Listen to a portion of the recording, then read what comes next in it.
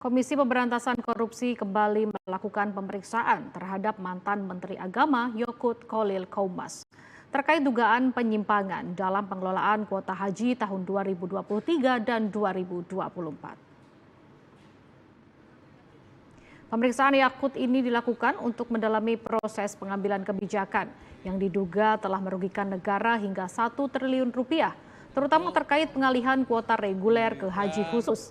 Yakut diperiksa sebagai saksi untuk melengkapi berkas perkara tersangka lain, yakni mantan staf khususnya Isfah Abidal Aziz.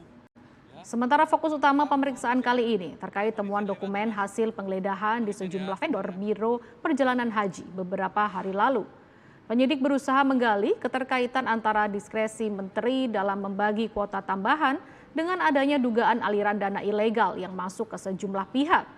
Berdasarkan hasil audit BPK, penyelewengan ini diestimasi telah mengakibatkan kerugian negara mencapai angka 1 triliun rupiah.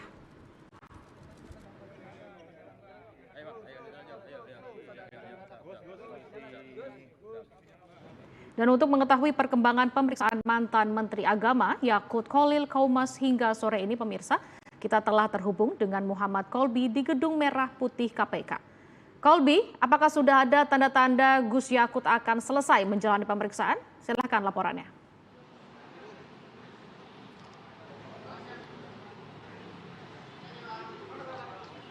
Ya baik Cica dan juga pemirsa, baru saja beberapa waktu lalu mantan Menteri Agama Yakut Khalil Qaumas baru saja menyelesaikan pemeriksaan di Gedung KPK Merah Putih. Pemeriksaan dilakukan mulai pukul waktu 13.15 waktu Indonesia Barat dan selesai sekitar pukul 17.35 waktu Indonesia Barat. Berdasarkan hasil pemeriksaan tadi Yakut Khalil Qaumas menyampaikan bahwasannya tadi dia sudah menyampaikan secara data hukum dan juga menyerahkan kepada pihak penyidik untuk menyampaikan informasi lebih lanjut terkait pemeriksaannya pada hari ini. Dan untuk mengetahui lebih lanjut saat ini saya sudah bersama dengan juru bicara KPK yaitu Mas Budi Prasetyo. Mas Budi, boleh disampaikan poin-poin apa saja yang dilakukan pemerintah pada hari ini? Ya, dalam lanjutan penyidikan perkara dugaan tindak pidana korupsi berkaitan dengan kuota haji untuk penyelenggaraan ibadah haji Indonesia tahun 2023-2024, hari ini Pak Yakut kooperatif hadir dan memenuhi panggilan untuk dilakukan pemeriksaan khususnya terkait dengan materi penghitungan kerugian keuangan negara. Sehingga dalam pemeriksaan hari ini fokus dilakukan oleh kawan-kawan dari auditor BPK. Tentu nanti ini untuk melengkapi pemeriksaan-pemeriksaan kepada saksi sebelumnya yang juga sudah terjadwal dan dilakukan pada pekan ini. Sehingga nanti kemudian menjadi hasil akhir dalam kalkulasi penghitungan kerugian keuangan negara.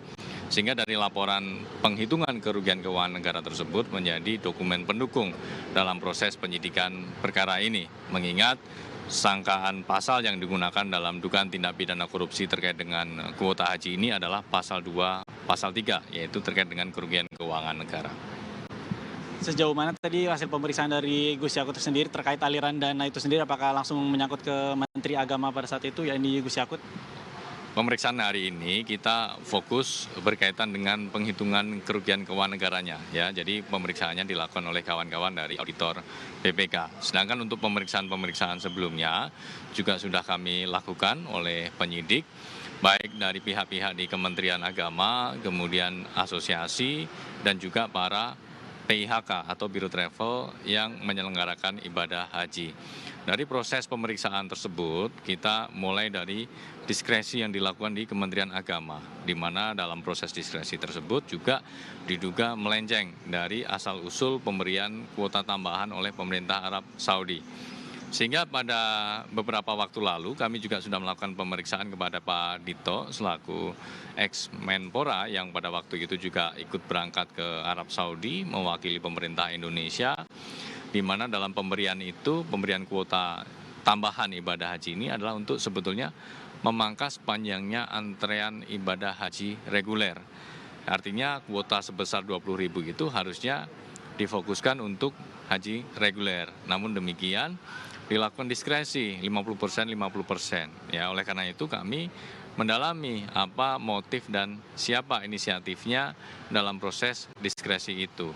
Tentu dari diskresi itu kemudian dampak lanjutannya adalah proses distribusinya, sehingga kami mendalami dari klasternya asosiasi, kemudian berikutnya jual beli kuota yang dilakukan oleh para biro travel ini. Dan di ujungnya adalah adanya dugaan aliran uang berkaitan dengan kuota haji tambahan ini dari para biro travel kepada oknum-oknum di Kementerian Agama, sehingga konstruksinya menjadi utuh ya, dari proses asal usul awal, proses diskresi, proses distribusi, jual beli, hingga dugaan aliran uang dari para biro travel ini. Jika membahas terkait biro travel nih, apa ada keterlibatan secara langsung dari Menteri Agama saat itu yaitu Yakut terhadap travel maktur? Ya, untuk travel maktur ini kan salah satu biro travel yang juga mengelola kuota, yang melakukan jual beli kuota kepada para calon jamaah. Ini juga didalami soal bagaimana perolehannya, kemudian bagaimana jual belinya kepada para calon jamaah, juga berkaitan dengan dugaan aliran uang kepada oknum-oknum di Kementerian Agama. Terima kasih banyak Mas Budi atas waktunya. Ya, saya dan juga pemirsa, tadi itu pernyataan dari juru bicara KPK terkait pemeriksaan pada Gus Yakut pada hari ini, yaitu masih sebatas sebagai saksi terkait penghitungan dana yang dilakukan juga oleh BPK bersama dengan KPK pada hari ini. Dan untuk informasi lebih lanjut terkait kapan Gus Yakut itu akan dipanggil lagi sebagai statusnya yang telah lama menjadi tersangka, kami masih menunggu informasi lebih lanjut dari pihak KPK. Sementara Sela kembali ke studio. Ya, baik. Terima kasih Kolbi untuk informasinya. Selamat kembali bertugas.